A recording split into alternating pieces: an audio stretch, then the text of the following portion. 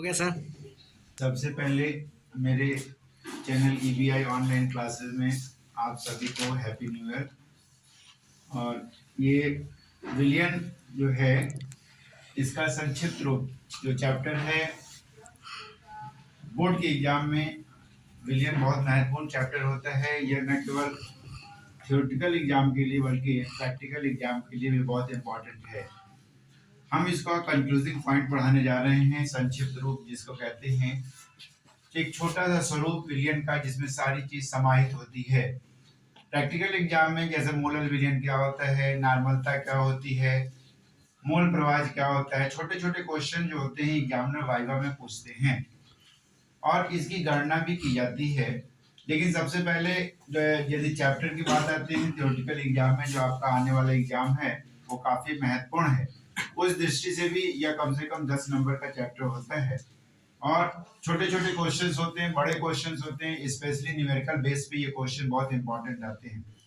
तो हम लोग समझने की कोशिश करते हैं कि वास्तव में ये विलियन में क्या क्या पूछा जा सकता है। तो विलियन में सबसे पहला क्वेश्चन तो ये आता है कि मोलरता क्या होती है, मोलरता क्या होती है। परिभाषा के रूप में केवल ये पूछता है। परिभाषा में हम क्या लिखेंगे कि एक परिभाषा देंगे, उसके बाद उस पर माने जो फार्मूले होते हैं उसको टच करेंगे, उसकी इकाई लिखेंगे। ये नॉर्मलता के लिए भी होता है, ये मोलरता के लिए भी होता है ये, और उसका फार्मूले पे भी कई सवाल आते हैं। सबसे पहले हम इस पे करते हैं मोलरता। मोलरता क्या होता है हम इस फार्मूले से भी समझ सकते हैं। नॉर्मलता क्या होता है इस फार्मूले से भी समझ सकते हैं। मोलरता क्या होता है इस फार्मूले से भी समझ सकते हैं। जैसे मोलरता है तो मोलरता में पदार्थ का भार गुणे 1000 नहीं भी करें, पदार्थ का भार बटे पदार्थ का अणु भार गुणे आयतन लीटर में।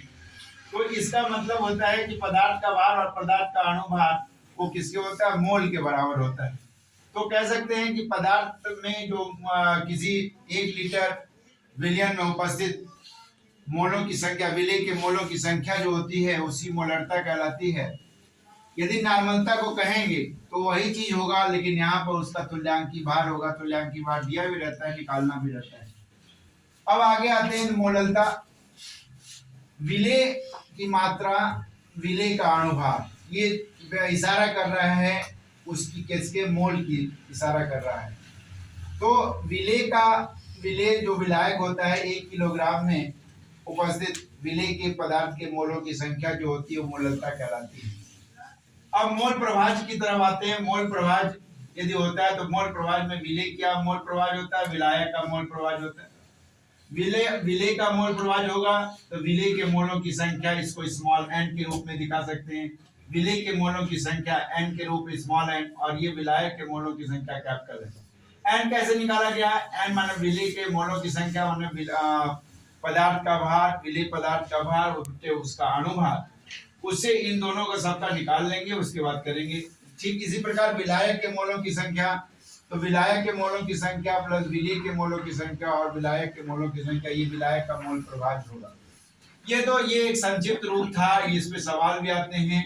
उसके बाद आप में परासरण दाब, विसरण दाब में अंतर, माने परासरण और विसरण में अंतर आएगा।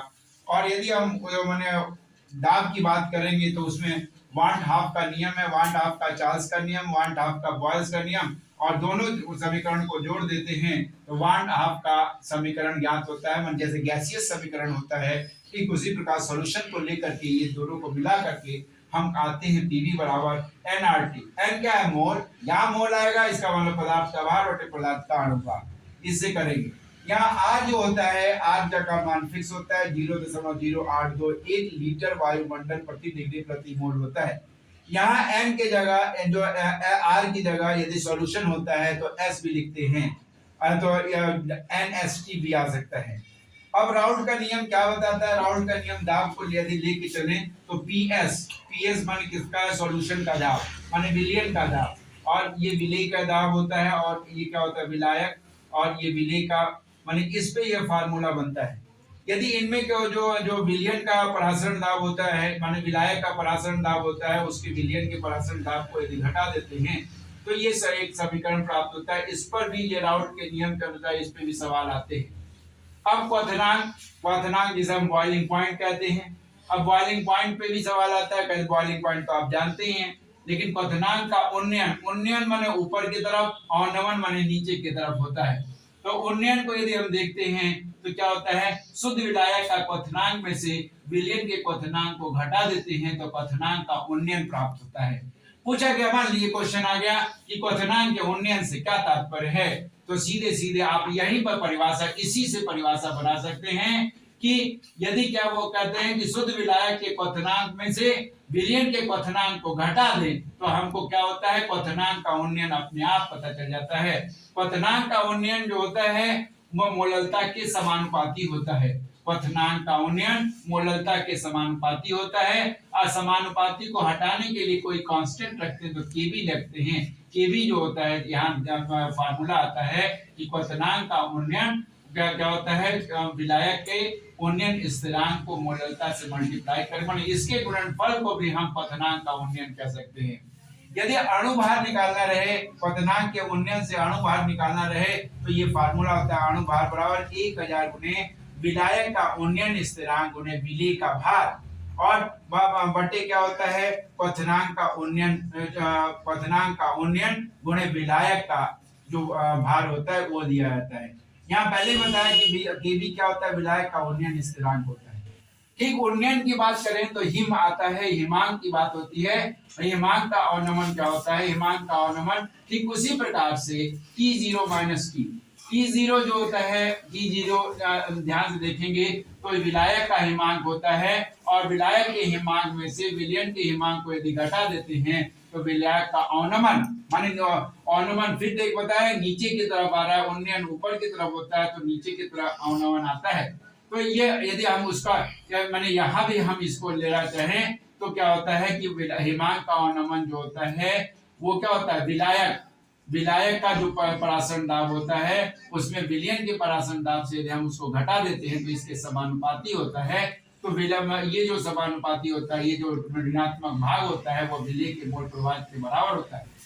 अब डेल्टा टीएफ जब भी बात आती है तो हिमांक का अवनमन जो होता है, हिमांक का अवनमन जो होता है विलेय के मोल प्रवाह के भी समानुपाती होता है। इन सब को एक मिलाते हुए एक संबंध स्थापित करें कि हिमांक का अवनमन और विद्युत अनवधर्त के विलयन का मोललता में संबंध यदि स्थापित करना है तो डेल्टा टीएफ, बार बार मैं बोल रहा हूँ, डेल्टा टीएफ जो होता है वो हिमांक का अवनमन होता है, और केएफ जो होता है वो विलायक के मोलल का अवनमन स्थिरांक होता है, जिसे मोललता से गुणा करेंगे तब पर भी हमें हिमांक का अवनमन ज्ञात हो जाएगा।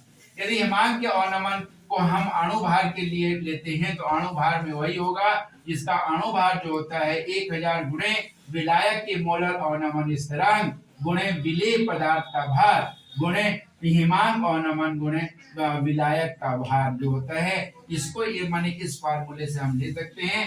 तो इस प्रकार हम देखते हैं कि यह विलयन का एक संयुक्त रूप, एक छोटा सा स्वरूप, संक्षिप्त रूप तय करते हैं, और इससे आपको ढेर सारी चीजें आपको मिलेंगी। समय समय पे आपको टिप्स भी बताए जाएंगे EBI ऑनलाइन क्लासेस में कि किस प्रकार से नंबर लाएं। तब तक के लिए धन्यवाद।